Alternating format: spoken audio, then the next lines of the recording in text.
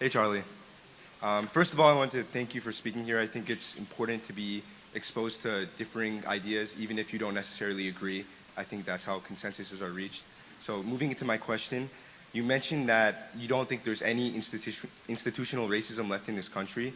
And I think that's a pretty strong statement that I don't necessarily agree with, especially in our justice system where the United States Sentencing Commission actually contends that black men are 19% more likely to be sentenced, have longer sentences for similar crimes. And that's when every other demographic factor is accounted for, like age, income, I guess area within society. So I was wondering what you think about that, particularly because there is that imbalance, and I would regard that as institutional.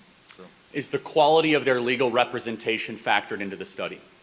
I can't speak to that because I don't know. It's not. Yeah. All right. So for example, if LeBron James committed a crime, he'd have pretty good lawyers, right?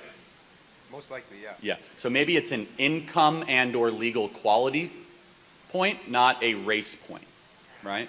Here's my contention. My contention is the following. There are other reasons to blame disparities other than discrimination, a lot.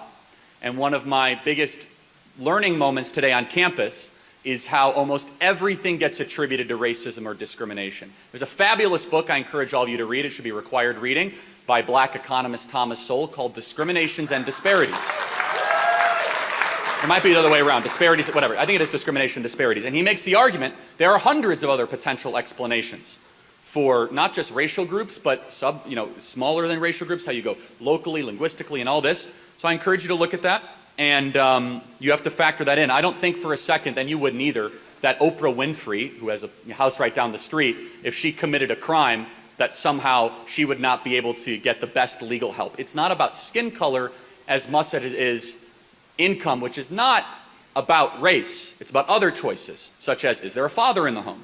For example, if a black has a mom and a dad present, that family and that child has a higher chance of all objective facts of success, college attendance, low likelihood of committing crimes, than a white child that has just a single mother.